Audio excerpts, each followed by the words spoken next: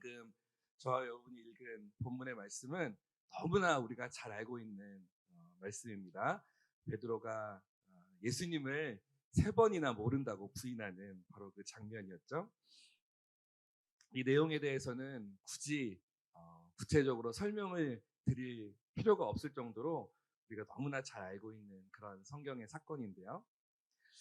자, 인간 관계에 있어서 가장 충격적인 일들 중에 하나는 바로 믿었던 사람에게 생각지도 못한 배신을 당했을 때가 아닌가 싶어요.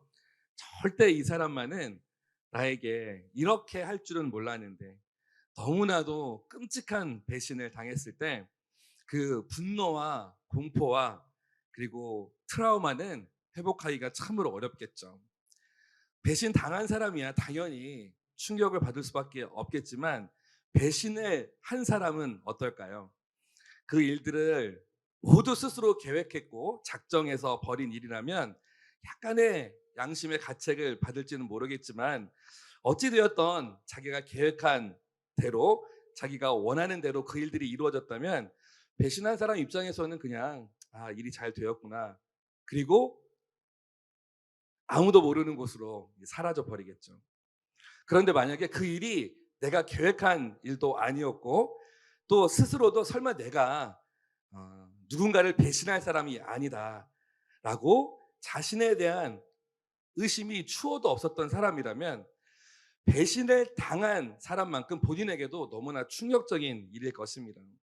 그리고 그때에서야 비로소 자신의 실체를 직면하게 되는 시간을 맞게 되겠죠. 내가 이런 사람이었다니. 내가 이거밖에 안 되는 사람이었다니.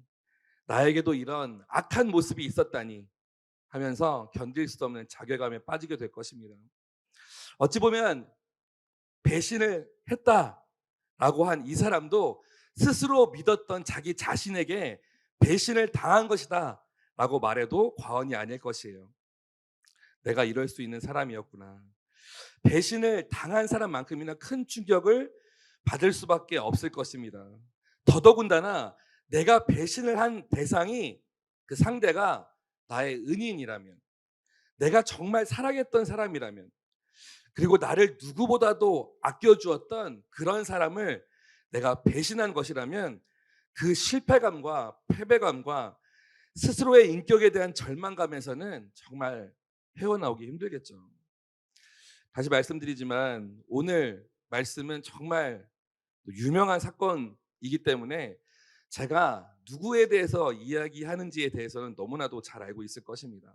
바로 예수님이 너무나 사랑했던 그리고 예수님을 너무나 사랑했던 수제자 베드로에 대한 이야기죠. 베드로만큼 정말 그 성경 안에서 드라마틱한 인생을 산 사람이 있을까요? 베드로가 예수님을 위해서 그리고 예수님에게 자신의 사랑을 표현하기 위해서 어떠한 말까지 했던 사람인지 한번 볼까요? 오늘 동일한 누가복음 22장인데요. 33절의 말씀을 먼저 보겠습니다. 누가복음 22장 30절 한번 읽어주세요. 시작. 베드로가 대답했습니다. 주여, 저는 주와 함께라면 감옥이든 죽음이든 각오가 돼 있습니다. 네, 이럴 정도의 사랑을 말한 사람이었어요. 마태복음 26장 33절은 동일한 사건에 대한 내용인데요. 조금 다르게 표현이 되어 있습니다. 마태복음 26장 33절도 한번 보여주세요. 네, 한번 읽어보세요. 시작. 베드로가 대답했습니다. 모두 주를 버린다고 해도 저는 결코 버리지 않겠습니다.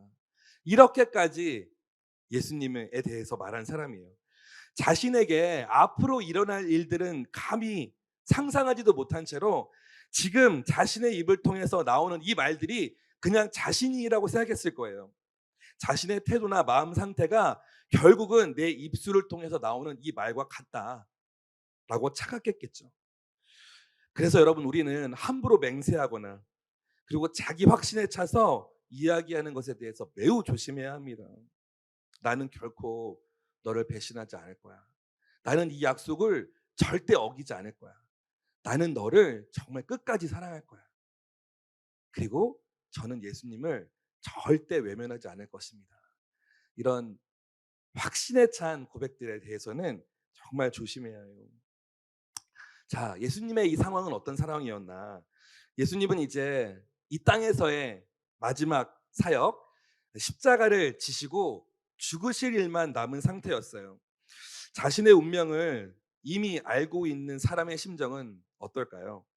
더더군다나 그 자신 앞에 놓여져 있는 그 운명이 십자가의 고난과 죽음이 닥칠 것이라는 그 사실을 알고 계시는 예수님의 심정은 어땠을까? 자, 누가복음 지금 22장을 읽었는데요. 누가복음의 19장부터 23장까지는 예수님이 십자가에 돌아가시기까지 그 전에 일주일에 일어난 사건들을 보여주고 있어요. 특별히 오늘 22장의 그 1절부터 6절까지는 가롯 유다의 배신에 대한 부분이 나옵니다. 그리고 7절부터 38절까지는 우리가 잘 알고 있는 최후의 만찬 그 사건, 그 장면이 나오고요. 그리고 22장 39절부터 46절까지는 겟세마네 동산에 오르셔서 예수님이 마지막으로 기도하시는 모습이 나오죠. 그리고 47절부터 오늘 본문 바로 직전 53절까지는 예수님이 체포되시는 모습이 나옵니다. 그리고 바로 오늘의 본문으로 이어져요.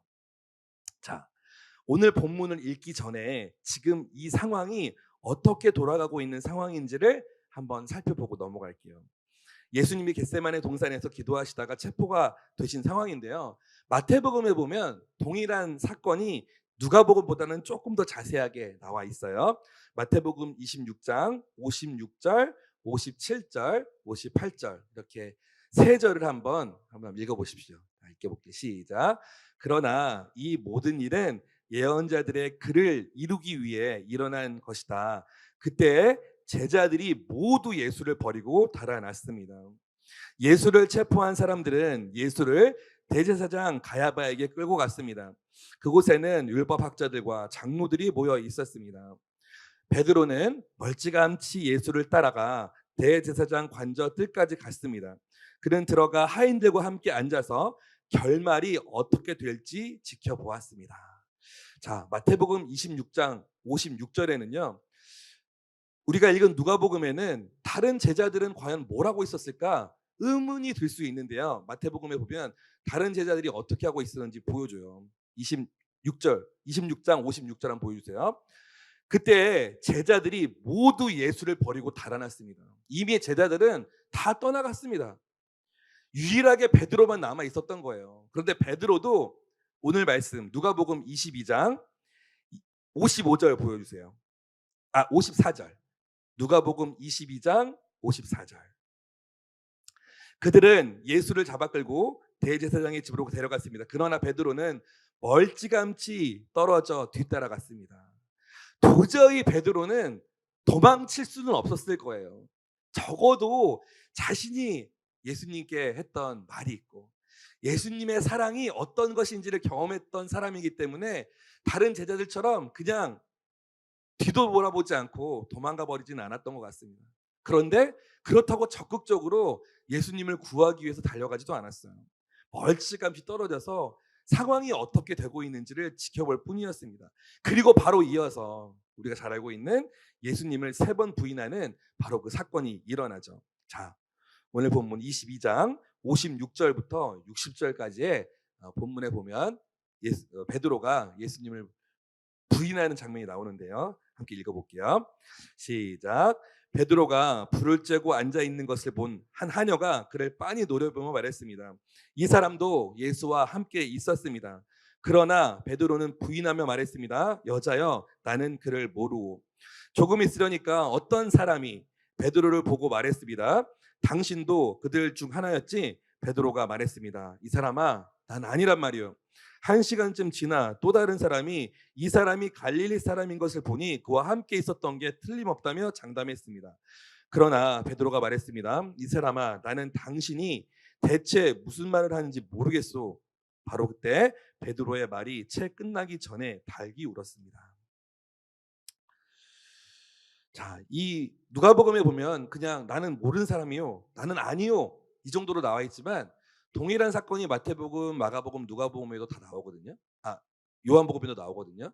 다른 책에 보면 저주하며 부인했다라고 나와요. 그냥 몰라요. 나 모르는 사람이에요. 이런 정도로 말한 게 아니라 예수님을 저주하면서 나는 그딴 사람은 알지 못한다. 내가 왜 어떻게 그런 사람하고 같이 있었겠냐라고 말하면서 부인하는 장면이 나와요. 누가복음의 베드로는 철저하게 실패한 예수님의 제자의 모습을 적나라하게 보여주고 있습니다. 단순히 사랑하는 자신의 스승의 말씀을 그냥 거절한 정도가 아니라, 거부한 정도가 아니라 3년이라는 긴 시간을 함께 먹고 함께 자고 함께 살면서 예수님의 생각이 나의 생각이고 예수님의 마음이 나의 마음이라고 말하면서 누구보다도 예수님을 보호하고 지키고자 앞장섰던 베드로는 자신은 예수라는 사람과는 아무 상관없는 사람이라고 너무나도 당당하게 말하고 있어요. 그런데 이렇게 말을 하면서도 스스로의 마음은 찢어지고 있었겠죠. 예수님을 위해서 목숨까지 내놓을 수 있다라고 큰 소리쳤던 베드로가 한순간에 무너졌습니다. 자, 61절에 보면 주께서 돌아서서 베드로를 쳐다보셨습니다라고 되어 있어요. 베드로를 바라보는 예수님의 눈빛이 과연 어땠을까? 저 같았으면 증오와 경멸의 눈빛으로 막 노려봤을 것 같아요. 네가 나한테 이럴 수 있어? 네가 나를 모른다고? 네가 말했던 그 고백이 진정 거짓이었단 말이야? 경멸과 증오로 그 배신감에 치를 떨었을 것 같아요. 하지만 저는 단언코 예수님의 돌아보시며 베드로를 쳐다보셨던 그 눈빛은 절대 그럴 리가 없었을 거라 믿습니다. 긍휼과 사랑의 눈빛. 내가 너를 알고 내가 너를 이해한다. 오히려 따뜻하게 베드로를 쳐다보셨을 거라 믿어요. 만약에 그렇지 않았다면 우리가 이미 베드로의 인생을 알고 있지만 결코 베드로는 돌이켜 다시 예수님의 사역에 돌아올 수 없었을 것입니다. 누군가가 나를 경멸하고 누군가가 나를 분노에 차서 노려보고 배신감에 부들부들 떨고 있는데 다시 돌이켜서 회개하고 돌아온다는 게 쉬웠을까요? 그 눈빛이 너무나 자신을 이해하는 사랑의 눈빛. 배신자인 자신도 오히려 따뜻한 마음으로 바라보는 그 눈빛을 베드로는 잊을 수 없었을 거예요. 그래서 회개하고 돌이킬 수 있었을 것입니다. 실패한 이 제자 베드로, 이 실패의 상황을 극복했음을 우리는 잘 알고 있죠. 그런데 과연 이 베드로는 어떻게 이 실패의 상황을 극복했을까? 바로 회개함으로, 돌이킴으로 이 실패의 상황을 극복했죠. 그리고 예수님의 말씀을 기억하며 눈물로 돌이켰어요. 오늘 누가복음 22장 61절에 보면 주께서 돌아서서 베드로를 쳐다보셨습니다. 그러자 베드로는 오늘 닭이 울기 전에 내가 나를 3번 부인할 것이다 하신 주의 말씀이 기억났습니다. 베드로는 밖으로 나가 한없이 울었습니다. 주님이 하신 바로 그 말씀이 기억나는 순간 베드로는 예상할 수 없었던 엄청난 타격을 받았을 거예요. 예수님의 말씀이 사실이었구나. 예수님은 내가 진정한 구원자라고 따랐던 그분은 정말 하나님이신 예수님이었구나라는 것을 비로소 너무나 분명하게 다시 한번 깨달았을 거예요. 자, 여러분, 하나님은 실패 상황에 있는 저와 여러분을 반드시 회복의 자리로 이끄시는 분입니다. 이것을 절대 잊지 마세요. 실패 다음은 무엇이냐? 실패 다음은 회복이 기다리고 있어요. 그러니까 실패했다고 주저앉아 있지 마시기를 바랍니다. 실패했다고 인생이 끝난 것처럼 말하지 마세요. 실패 이후에 하나님이 준비하신 선물은 회복과 격려입니다. 저는 이 말씀에 굉장히 깊은 감동을 받았는데요. 하나님이신 예수님은 당연히 베드로가 어떻게 할지를 다 알고 계셨을 거예요. 그의 실패, 그리고 나서의 그의 낙심, 그리고 그를 어떻게 회복시켜 줘야 할지도 예수님은 이미 알고 계셨을 거예요. 그리고 이 사건이 일어나기 훨씬 전에 예수님이 베드로에게 이렇게 말씀하신 적이 있어요. 누가복음 22장 32절에 예수님이 베드로에게 이 말씀을 하십니다. 그런데 이 말씀을 들을 당시에 베드로는 이게 무슨 말인지 몰랐을 거예요. 한번 읽어보세요. 시작. 그러나 나는 내가 믿음을 잃지 않도록 너를 위해 기도했다. 내가 돌이키고 나면 내 형제들을 굳세게 하여라. 도리 다 지나고 보니까요. 이 말씀이 정말 예수님이 베드로의 앞날들을 예상한 말씀인 것 같아요. 나는 너를 위해서 기도했는데 잠깐 다시 보여주세요. 나는 너를 위해 기도했는데 베드로 네가 믿음을 잃지 않도록 너를 위해 기도했어. 그리고 어떠한 사건이 있을 거야. 그 사건이 실패의 사건일 거야. 그런데 그럼에도 불구하고 그 실패를 딛고 네가 돌이키고 나면 너는 이제 너의 형제들을 굳세게 하여라. 이 내용이 포함되고 있는 말씀입니다. 베드로 본인도 이 말씀이 어떠한 상황과 사건들을 거쳐서 이 말씀이 실현될지는 몰랐을 거예요. 그런데 베드로의 인생이 실패를 딛고 회복의 인생으로 돌이켜서 예수님의 말씀의 사역, 그 복음의 사역을 이루고 난 다음에는 이 말씀이 너무나 분명하게 기억났을 거예요. 그리고 이 말씀 속에서 예수님이 하신 것은 단순히 내가 믿음을 잃지 않도록 너를 위해 기도할 거야. 그리고 네가 돌이키고 나면 형제들을 굳세게 할 거야. 단순히 이 짧은 문장 안에 있는 말들 정도가 아니라 베드로의 인생의 모든 것을 다 알고 계신 말씀이었구나. 내가 믿음을 잃을 것을 아셨구나. 그래서 내가 너가 믿음을 잃지 않도록 기도했다. 내가 실패의 자리에 설 것을 아셨구나. 그리고 내가 돌이킬 것도 아셨구나. 그래서 베드로 네가 돌이키고 나면 이제 너의 형제들을 굳세게 하여라. 내가 예수님께 돌아온 다음에 예수님의 복음의 사역을 할 것도 예수님은 아셨구나. 저는 예수님의 이 짧은 한 구절의 말씀이 베드로라는 한 인생을 향한 예수님의 그 사랑의 말씀이라고 믿어요. 인생의 모든 것을 다 알고 계신 예수님의 격려의 말씀. 내가 믿음을 잃지 않도록 너를 위해 기도했어. 네가 돌이키고 나면 이제 너의 형제들을 굳세게 하여라. 잃어버렸던 이 말씀을 다시 한번 기억나는 그 순간 베드로는 정말 큰 감격에 빠졌겠죠. 내가 너의 중보자다. 너의 믿음이 약해지지 않도록 내가 너를 위해 기도할 거야. 그리고 이미 기도했어. 혹여 내가 실패함으로 낙심했다 하더라도 내가 돌아온 후에는 이제 너의 형제들을 세우고 굳세게 돌보아 주어라. 자, 베드로의 실패 이후에 회복의 시간들을 보시는 예수님께서 이제 이렇게 말씀하십니다. 여러분, 실패를 맛본 사람만이 실패한 사람의 마음을 진심으로 이해할 수 있을 거예요. 실패한 사람만이 실패한 사람의 아픈 마음을 그리고 그 수치심을 이해할 수 있을 것입니다. 그 사람의 죄책감과 좌절을 이해할 수 있을 거예요. 실패를 경험해 본 사람만이 실패한 사람을 진심으로 위로할 수 있을 것입니다. 그래서 예수님은 베드로, 네가 실패의 자리를 벗어나서 돌이키고 나면 너는 너의 형제들을 굳세게 할 수 있을 거야 라고 말씀하실 수 있었던 거예요. 자, 위로는 같은 고통을 당해본 사람만이 가장 잘할 수 있습니다. 네. 저도 많은 상황에 놓여 있는 사람들을 위로해보고 싶은 마음이 있고 또 직접 위로도 해보지만 이 위로를 받는 사람의 마음이 냉담할 때가 있다라는 걸 알아요. 당신이 아무리 목사지만 이 상황을 어떻게 아시겠어요? 함부로 위로하려고 하지 마세요. 이런 차가운 마음이 느껴질 때가 있습니다.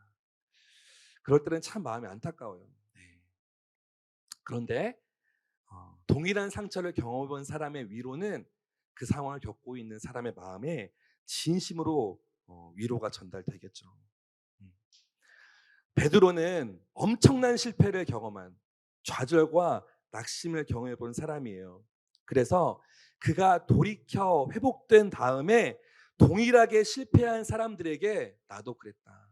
그런데 나는 이러이러한 것으로 다시 회복되어 너희들에게 복음을 전하는 자가 되었다라고 베드로가 말하는 그 말에는 굉장히 큰 위로와 격려가 되었을 것입니다.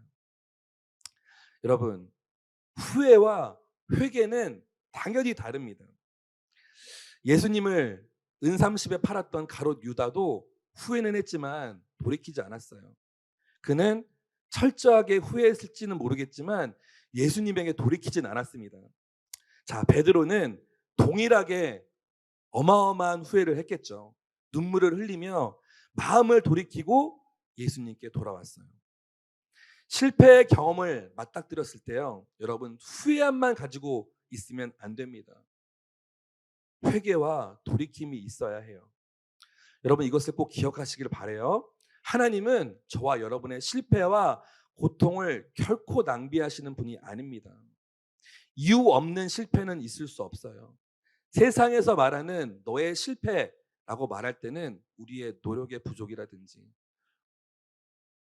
또는 여러 가지 상황들로 인해서 실패할 수밖에 없었던 이유들을 댈 것이에요. 하지만 그 이유들은 하나님에게는 중요하지 않습니다. 왜냐하면 하나님은 우리의 실패를 결코 낭비하지 않으시기 때문이에요. 그 실패를 반드시 선한 것으로 이용하십니다.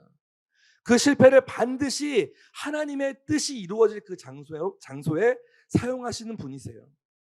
실패를 통해서 더 겸손한 사람으로, 더 성숙한 사람으로 변화시켜 주시고요. 자신에 대한 과신과 방심이 얼마나 위험한 것인지를 깨닫게 해 주십니다. 여러분, 실패는 방향을 전환하라는 사인입니다. 이전과는 다른 생각으로, 이전과는 다른 태도로, 이전과는 다른 마음으로 다시 시도해 보라는 새로운 기회의 문이에요. 그런데 우리가 실패를 경험한 이후에 어떻게든 힘을 내서 다시 시도해 보는 그 모습이 예전에 실패했던 그 모습과 동일할 때가 많습니다. 다시 말하면 우리가 행동하고 말하고 생각하는 그 패턴을 벗어나지 못한다는 거예요. 이게 안타까운 거죠. 여러분, 한 번 실패했는데 동일한 자리에서 또다시 실패하는 사람들이 많아요. 왜냐하면 회복하고자 하는 그 모습과 패턴과 노력이 비슷하기 때문입니다. 하지만 여러분, 기억하세요. 실패라는 것은 방향을 이제 전환해라 라는 사인이에요. 지금까지 살아왔던 모습으로 실패했어? 그렇다면 이제 다른 생각과 다른 태도와 다른 마음으로 다르게 시도해 보라 라는 기회입니다. 여러분, 그래서 내가 실패했을 때 내가 실패한 것에만 집중하시면 안 돼요. 내가 어떤 과정을 거쳐서 실패했지? 내가 어떠한 시도를 했기 때문에 실패했지? 그것은 다시 하지 않는 것이 지혜입니다. 네. 부끄러운 고백이지만 저는 시험을 한 번에 붙어본 적이 없어요. 네. 대학교 갈 때도 재수했고 자격증 시험도 한 번에 붙어보지 못했습니다. 그런데 이제는 알겠어요. 네. 제가 공부의 방법을, 실패한 공부의 방법을 계속 똑같이 썼던 거예요. 그러니까 당연히 떨어질 수밖에 없죠. 네. 그리고 저도 믿거나 말거나 여러 번의 연애의 경험이 있답니다. 그런데 그 실패할 때마다 제가 이제 와서 생각해 보면 사람을 만났던 그 헤어짐의 모습이 늘 동일했어요. 사람만 바뀌었을 뿐 연애의 방식과 다툼의 방식과 헤어짐의 방식은 늘 동일했어요. 그러니까 지금도 이렇게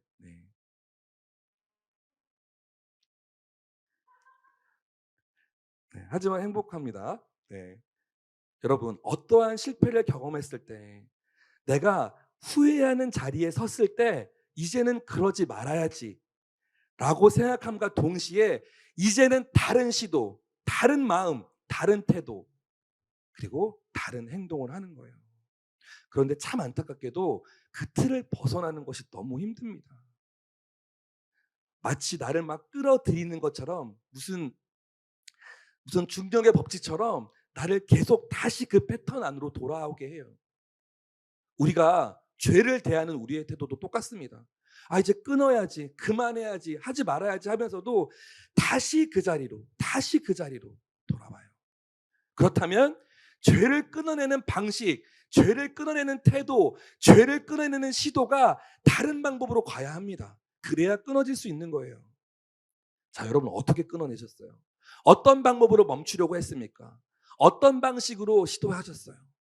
그런데 늘 반복된 패턴의 방법들은 반복된 실패를 양산할 뿐이에요. 그렇다면 우리 내면은 계속해서 패배감과 실패감으로 젖어갈 뿐입니다. 그리고 나서는 이제 자포자기하게 되죠. 난 안 된다. 나는 못한다. 나는 그런 사람인가 보다. 네. 자, 여러분 어떤 것이든 사람을 만나는 것이든 어떤 시험을 치르는 것이든 아니면 어떤 죄 앞에 섰든지 간에 실패의 경험을 단 한 번이라도 해봤다면 또 한 번 실패하지 않기 위해서는 다른 방법을 사용하세요.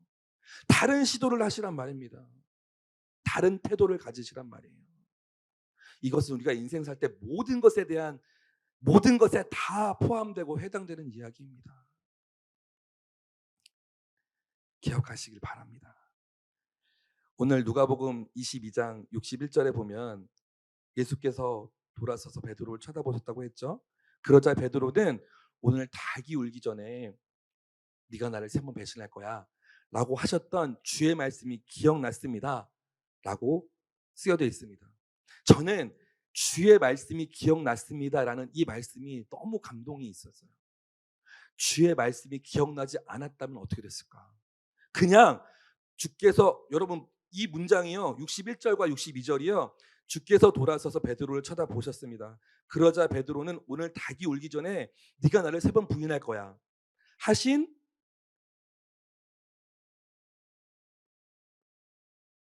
주의 말씀이 기억났습니다.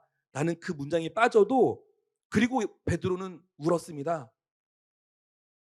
그냥 자연스럽게 연결되는 것 같아요. 그런데 굳이 하나님이 예수님이 하신 그 말씀이 기억났고 그리고 나서 밖으로 나가 한없이 울었습니다. 할 때 그저 보여지는 문장이 아니라 베드로의 내면에 가장 극렬한 변화를 일으켰던 바로 포인트가 예수님의 말씀이 기억났다라는 거라고 저는 믿어요. 여러분 실패와 낙심의 자리에서 자신의 연약함을 확인한 바로 그 자리에서 예수님의 말씀이 기억나는 저와 여러분이 되기를 진심으로 축복합니다. 그런데 여러분 하나님의 말씀이 예수님의 말씀이 생각났다는 것은 성령님이 도와주셨다는 거예요.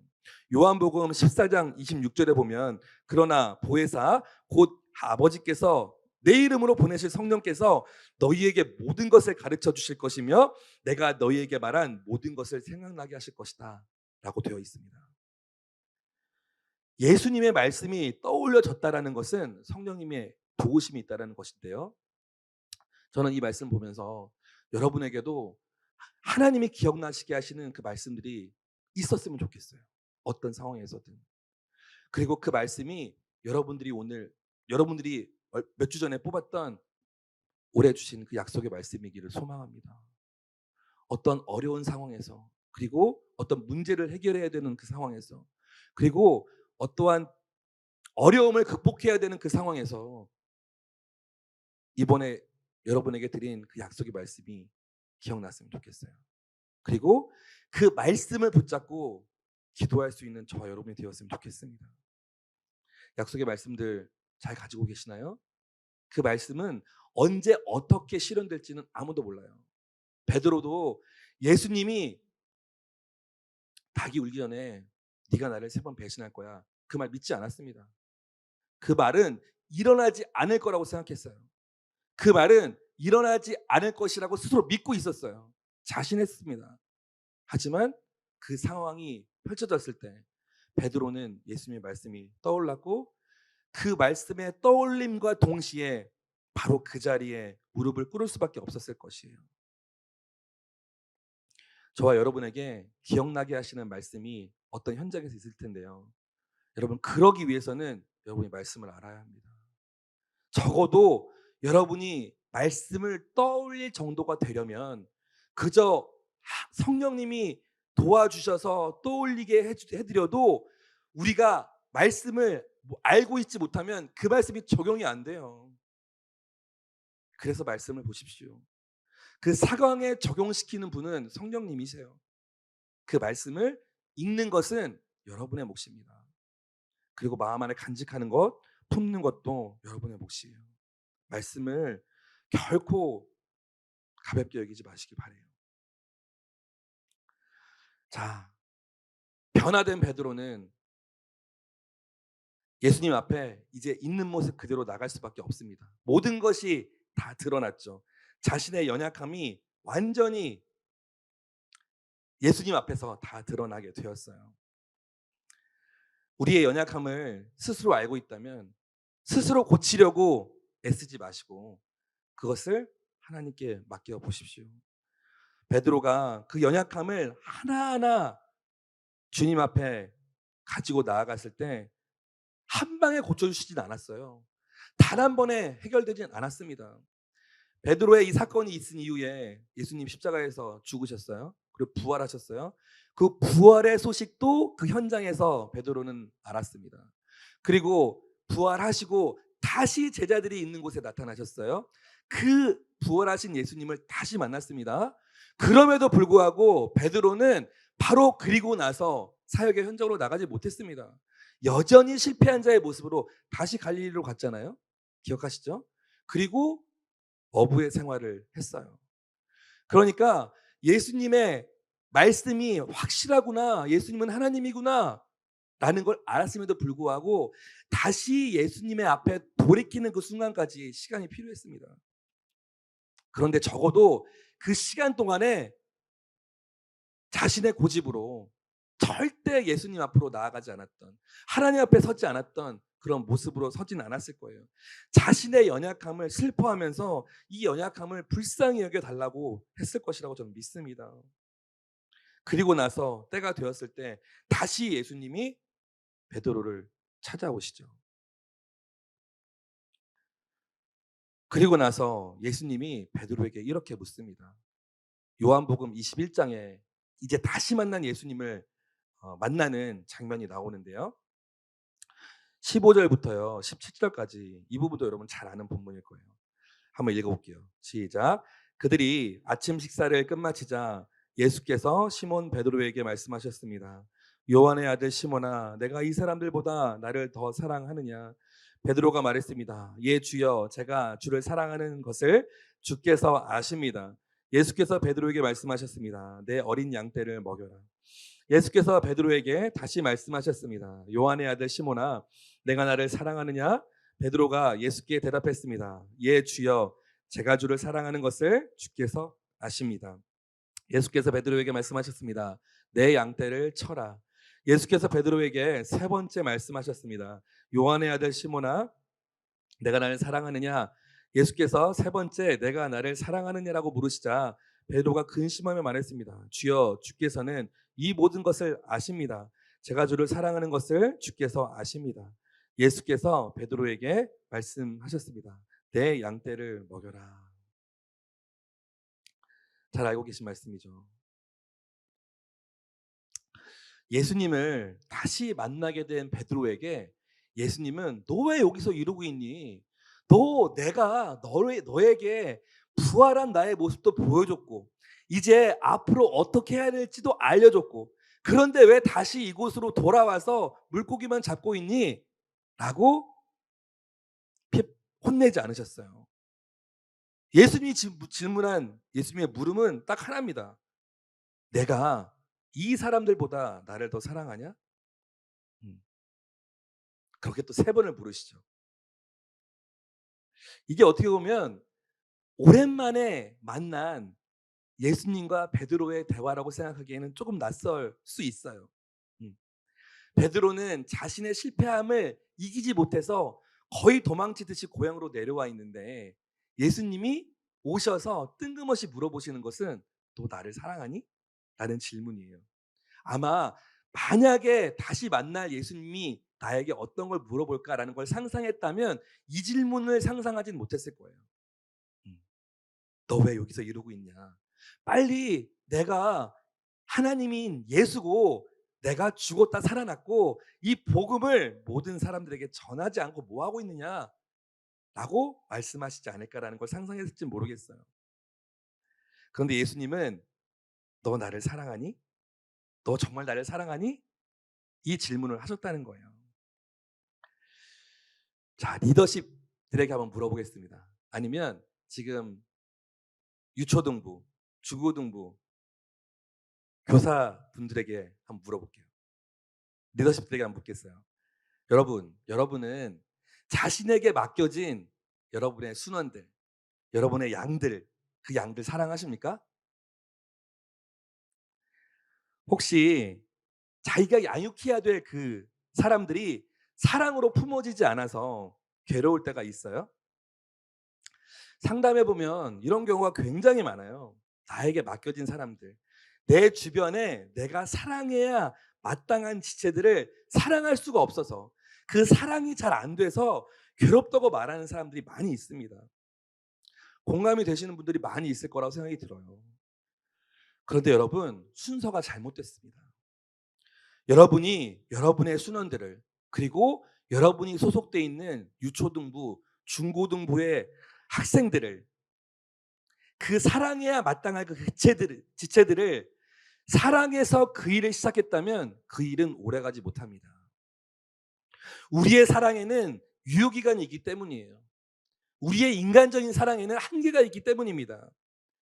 여러분이 가진 그들을 향한 애정과 사랑의 힘만으로 그 일을 시작했고 그 일을 진행하고 있다면 그 일은 반드시 분명한 한계를 드러내게 될 것이에요. 그래서 어느 순간인가 이 일을 언제 그만두지? 이제 언제 내려놓지? 이 생각만 하게 될 것입니다. 그런데 예수님의 방법은 달라요. 예수님은 너 애들 사랑하니? 너 순원들 사랑해? 양들 사랑하니? 그러면 너의 그 양들 맡아. 라고 말씀하시지 않으십니다. 베드로에게 했던 질문과 똑같아요. 나를 사랑하니? 나를 사랑하냐고 먼저 물으십니다. 예수인, 하나님인 나를 사랑하냐? 라고 물으세요. 그리고 그것에 대한 대답을 듣기 원하세요. 아니요, 주님, 저는 애들 사랑해요. 아니요, 주님, 저 그들 잘 섬길 수 있어요. 교회에 헌신할 수 있어요. 아니. 나를 사랑하니? 정말 나를 사랑하니? 네, 주님을 사랑합니다. 내 어린 양떼를 먹여라. 한 번 더 물어보시죠. 내가 나를 사랑하느냐? 예, 주여. 제가 주를 사랑하는 것을 주께서 아십니다. 내 양떼를 쳐라. 마지막 한 번 더 물으시죠. 내가 너를 사랑하니? 제가 주님을 사랑하는 것을 주님이 아십니다. 라고 마지막으로 대답하자 내 양떼를 먹여라. 비로소 양들을 맡기시는 거예요. 예수님을 사랑하는지를 확인한 다음에 그 다음에 양들을 맡기시는 것입니다. 여러분 주변에 사랑해 보려다 사랑하다 쓰러지기 일보 직전인 사람이 여기에 있다면 나의 남편을, 나의 부인을, 내 부모님을, 내 남친을, 내 여친을 막 사랑해야 되는데 왜 이렇게 사랑이 안 되나 고민하는 분이 혹시 계시다면 번지수가 거기가 아니에요. 예수님이 먼저란 말입니다. 그리고 여러분을 만나주시면 예수님도 동일하게 물으실 거예요. 나를 사랑하니? 네, 주님 사랑합니다. 그래, 이제 너의 남편을 잘 섬겨라. 너 날 사랑하니? 네, 주님, 제가 주님을 정말 사랑해요. 그래, 이제 너의 교회를 섬겨라. 너 나를 사랑하니?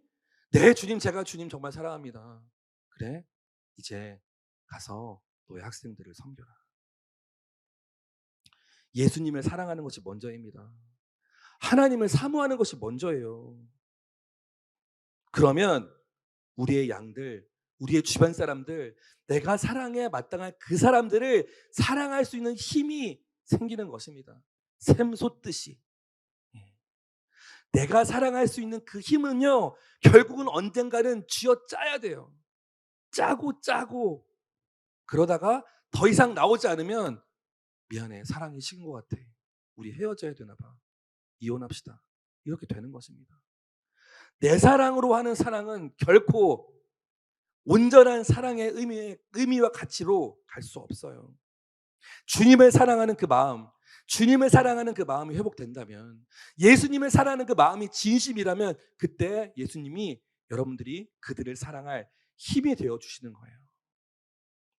여러분 만약에 지금 누군가를 사랑할 힘을 잃었다면 그 사람을 어떻게 사랑해야 하지? 아니면 나 이 사람과 어떻게 헤어져야 되지? 그것을 고민하기 이전에 예수님을 어떻게 하면 더 사랑할 수 있지? 예수님이 이걸 어떻게 해야 합니까? 예수님에게 가야 합니다.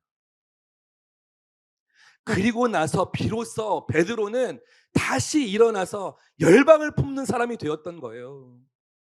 자기 하나도 어떻게 해야 될지 몰라서 벌벌벌 떨다가 결국은 고향으로 돌아가 물고기 잡고 있었던 그 사람이 열방 선교에 첫 발을 내딛게 됩니다. 여러분, 열방 선교의 시작은 사도 바울이 아니에요. 베드로가 먼저였어요. 그리고 그것을 확장시킨 사람은 사도 바울이죠.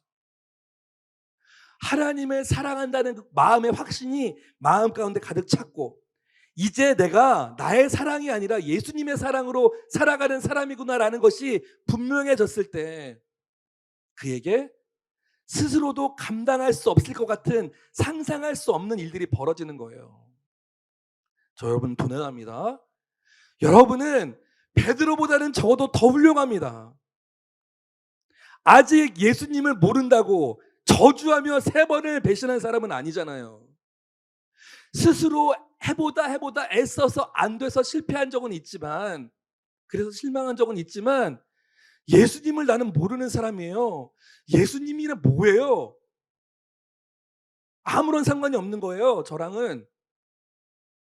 그렇게 배신한 적은 없잖아요. 반드시 여러분에게 물어보신 날이 있을 거예요. 너 나를 사랑하니? 그때는 여러분이 여러분의 상황 속에서 이게 필요해요. 이게 지금 결핍되어 있어요. 이걸 말하는 것이 아니라요. 예수님을 사랑하길 원합니다. 예수님을 사랑할 때까지, 그리고 예수님의 사랑이 우리 안에 부어질 때까지 기다리셔야 합니다. 그리고 그것이 되면 그 다음은 어떤 일이 펼쳐질지는 정말 상상할 수 없어요. 엄청난 위대한 일들이 여러분 앞에 놓여져 있을 것입니다.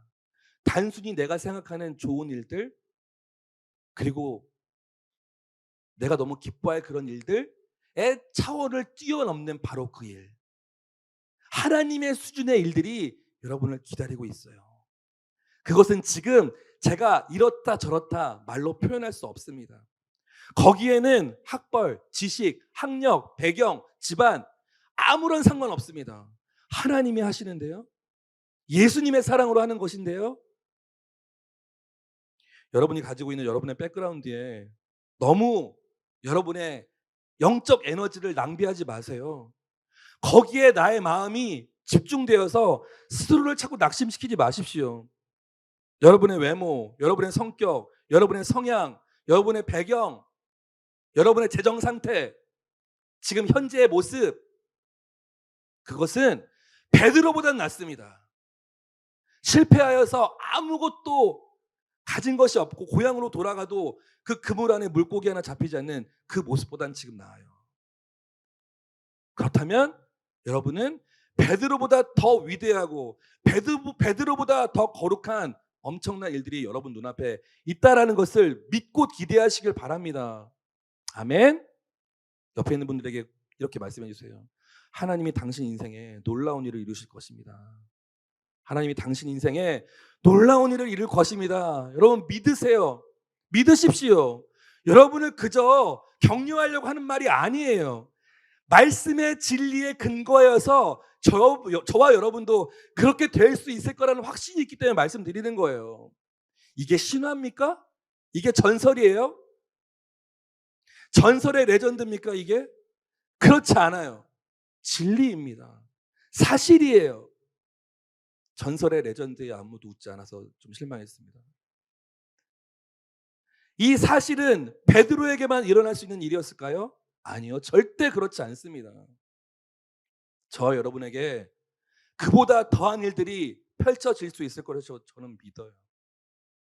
저와 여러분 서로 간에 아무런 이해관계가 없는, 아무런 상관관계가 없는 사람이잖아요. 비록 지금은 여러분들이 저의 양이고 저는 여러분의 목회자이긴 하지만 여러분이 잘 살아도 저는 그냥 그러세요. 못 살아도 아유 안타깝네요. 할 수 있어요. 하지만 저는 여러분이 정말 잘 되길 바랍니다. 여러분들이 정말 하나님이 계획하신 그 수준까지 가시길 바라요. 그리고 그것을 증명해 주시기를 바라요. 이 땅에 리더가 없는 이 상황, 영적인 리더가 없어서 초라해지고 있는 다음 세대들이 머물러 있는 이 상황에서 여러분이 그들을 이끌 수 있는 정말 하나님이 기뻐하시는 영적 리더가 되어주세요. 그러기 위해서는요, 여러분, 여러분의 것만 열심히 하면 안 됩니다. 그것은 기본. 그것은 기본이에요. 그 이상의 것을 원하고 바라고 기다리고 하려고 하고 계시는 하나님의 수준까지 가셔야 돼요. 그것의 가장 기본적인 스타트는 무엇인가? 말씀을 아는 것입니다. 말씀. 말씀대로 될 것이에요. 그래서 아멘. 말씀대로 될 것입니다. 여러분 믿으세요. 제 말을 믿으라는 것이 아니라 이 말씀에 나와 있는 하나님의 말을 믿으라는 것입니다. 저는 그저 대언자일 뿐이에요. 어눌한 자죠. 정말 잘 표현하고 싶은데 잘 표현이 안 돼서 답답할 때가 많아요. 그런데 제 말이 어떻게 표현되든지 간에 성령님께서 도와주셔서 이 말씀이 너에게 그대로 일어날 수 있을 것이라는 그 믿음이 여러분에게 부어지길 정말 바라요. 여러분의 성격에 매여 있지 마십시오. 여러분의 성격이 여러분의 태도가 되게 하지 마십시오. 여러분의 환경이 여러분의 미래가 되게 하지 마시길 바라요. 하나님이 주신 이 말씀이 여러분의 미래가 될 것입니다. 하나님이 하신 일들이 여러분에게 동일하게 이루어질 것이에요. 역사의 증인이 되어 주십시오. 말씀의 증인이 되어 주세요. 아까 얘기했죠. 실패를 경험해 본 사람이 실패한 사람을 위로할 수 있습니다. 스스로의 정체성에 대해서 실망해 본 사람이 스스로의 정체성에 대해서 혼란스러워하는 사람에게 다가가서 그들을 다시 일으켜 세울 수 있어요. 지금 여러분이 왜 나는 뭐가 이렇게 안 되지? 왜 나는 자꾸 실패하지? 그 실패를 결코 낭비하지 않으신다니까요. 그 실패를 더 실패로 만들지 않으신다니까요. 여러분들이 방향 전환한다면, 생각의 전환을 한다면, 그리고 그 말씀으로 여러분의 시선을 돌린다면, 부탁합니다. 간절히 소망해요. 여러분 잘 되세요. 잘 될 수 있어요. 지금 여러분이 스스로 내가 정말 얼마나 잘 될 수 있을까? 내가 지금 이런데? 내가 공부를 7개밖에 못했는데? 아니면 내가 우리 가정이 이렇게 어려운데? 아니요. 아무것도 중요하지 않습니다. 하나님에게는요. 여러분의 마음, 여러분의 생각, 여러분의 뜻이 어디로 향하고 있는가가 키입니다. 그것이 마스터 키예요. 그리고 그 일을 행하시는 분은 하나님이십니다. 아멘. 꿈을 꾸십시오. 기대하세요. 하나님이 이루실 일들을 그저 핑크빛 미래를 꿈꾸라는 얘기가 절대 아니에요. 아름다운 집에서 아름다운 남편과 아름다운 자식들과 함께 행복하게 살아야지 이런 거 꿈꾸라는 얘기가 아닙니다. 하나님이 과연 나의 인생에 어떤 것을 꿈꾸고 있었을까? 여러분 미켈란젤로의 피에타라는 조각 아세요? 마리아가 예수님을 안고 있는 조각 아세요? 엄청난 크기의 그 조각상입니다. 미켈란젤로는 그 피에타라는 것을 생각하면서 당연히 조각을 했겠죠. 그런데 미켈란젤로가 왜 위대한 조각가이며 예술가라고 평가받느냐라고 물은다면 저는 어마어마한 바위 덩어리를 보면서 그 안에서 결국은 결과물로 나올 예수님의 모습과 마리아의 모습이 미켈란젤로에게 있었기 때문이에요. 무슨 말인지 아세요? 저와 여러분은 아직도 공사 중입니다. 아직도 진행 중이에요. 지금이 다가 아니란 말이에요. 예수님과 하나님은 여러분을 볼 때 지금의 모습으로 여러분의 미래를 보시는 것이 아니라 이미 결정하셨어요. 피에타의 모습으로, 위대한 예술품으로, 마스터피스로 여러분을 조각할 것을 이미 다 계획하셨다니까요. 비록 내가 보기에 나의 모습은 그저 하나의 돌덩이처럼 보여질지도 모르겠지만 예수님은 우리 안에 우리의 모습을 새롭고 아름답고 완벽하게 조각할 계획을 갖고 계신다고요. 미켈란젤로가 그저 바위 덩어리를 보면서 그 안에서 예수님을 안고 있는 마리아의 모습을 조각해야겠다고 그림을 그렸듯이 지금 소통이 되고 있는 거죠? 이해하고 있는 거죠? 네? 기대하십시오. 하나님이 그 일을 하실 것입니다. 하나님이 하실 수 없다면 이 수천 년 동안 예수님이 그리스도라고 하나님이 우리의 창조주라고 믿는 바보 같은 일들이 계속되고 있을 리는 없어요. 그리고 하나님을 만났다고 예수님을 만났다고 말하고 있는 증인들이 수천 년 동안 계속해서 나올 리가 없습니다. 역사적 사실을 통해서도 여러분 믿으시고 그것보다 말씀이 사실이라는 것을 믿으십시오. 자, 여러분 사순의 기간을 보내고 있습니다. 십자가 사건이 여러분의 사건이 되기를 진심으로 바라요. 아름다운 미래, 예수님이 하나님이 나의 장래에 대한 계획을 갖고 계시고 그 장래에 대한 계획은 위대하고 거룩한 계획이라 할지라도 지금 현재 우리가 진리 안에 머물러 예수님이 무슨 일을 하셨는지를 알기 위해서는 십자가 통과해야 합니다. 네. 여러분, 우연처럼 일어나는 일은 없어요. 하나님이 여러분에게 원대한 계획을 갖고 계시지만 반드시 거쳐야 될 과정들이 있습니다. 이해하시죠? 그저 도깨비 방망이처럼 120 키가 120이었는데 갑자기 180으로 된다는 것이 아니에요. 성장하는 시간이 필요하단 말입니다. 여러분의 성장에 반드시 필요한 것은 십자가가 무엇인가를 아는 것입니다. 십자가를 통과해야 하나님의 그 수준까지 갈 수 있는 한 단계 넘어서는 거예요.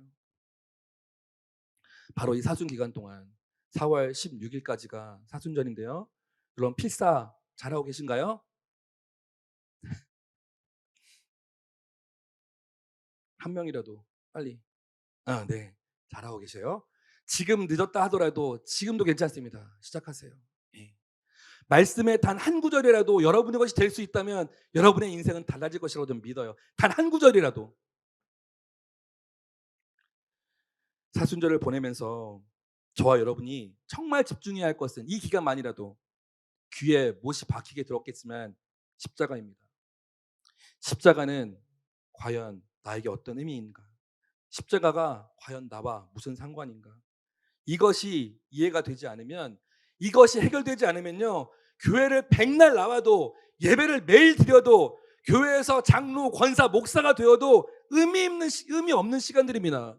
단언해요. 여러분이 십자가의 예수님을 만나지 못한다면 그리고 그것이 나에게 복음이 되지 않는다면 여러분이 나중에 저 50년 다녔어요. 나 장로 됐어. 나 권사님이에요. 나 목사 됐거든. 50년 헛수고한 거예요. 기억하시길 바랍니다. 우리가 먼저 알아야 될 것. 하나님의 수준에까지 도달하여서 아름다운 하나님의 걸작품으로 남기 위해서 첫 번째 거쳐야 될 바로 그 과정. 바로 십자가입니다. 그 시간을 이 사순의 시간을 잘 보내시고 십자가가 나와 무슨 상관인지 반드시 깨우칠 수 있는 깨달음을 달라고 기도하셔야 돼요. 이 기간만큼은 여러분. 이미 알고 있다고요? 나 이미 복음을 경험했다고요? 그 처음 경험했던 그 기쁨의 시간으로 다시 돌아가십시오. 그리고 그것을 전하십시오. 전해야 해요. 내가 경험해야 하고 전해야 합니다. 2019년 8월 이후로 아울리치가 올스톱 됐습니다. 그렇죠? 2020년부터 코로나였으니까. 2022년 8월에 저희는 갑니다. 저희는 아울리치 가겠어요. 이제는.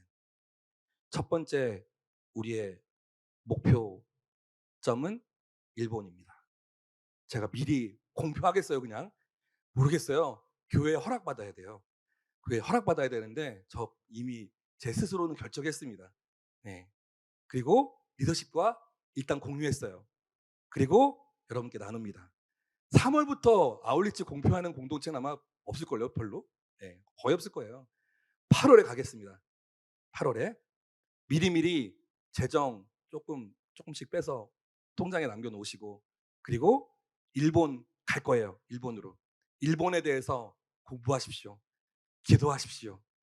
관심 있는 일본 친구들이 있으면 같이 라면 사준다고 일본 라면집 데려가서 일본 요즘 어떠니 얘기 들어보세요. 그리고 미리미리 전도도 해보세요. 돌아오는 수요일, 여러분 매주 수요일마다 수요 부흥 예배라는 제목으로 저희 교회에서 저녁에 예배 드리는 거 알고 있나요?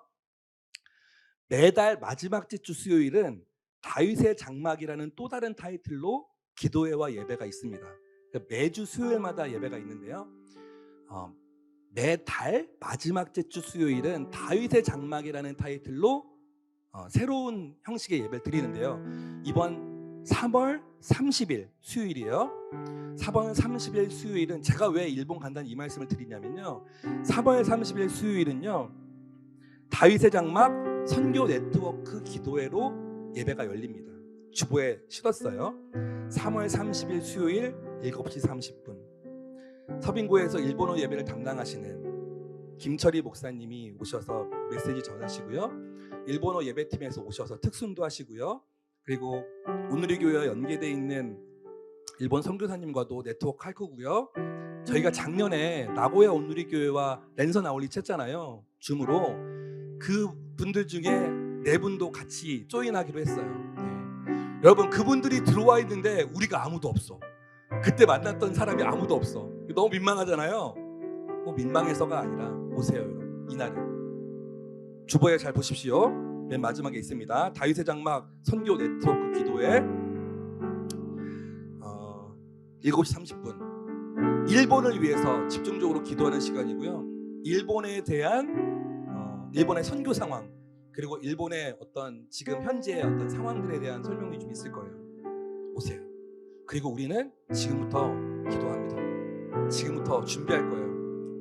공동체가 4월 17일 부활절을 기점으로 5월과 6월에 좋은 이벤트들을 계획하고 있어요.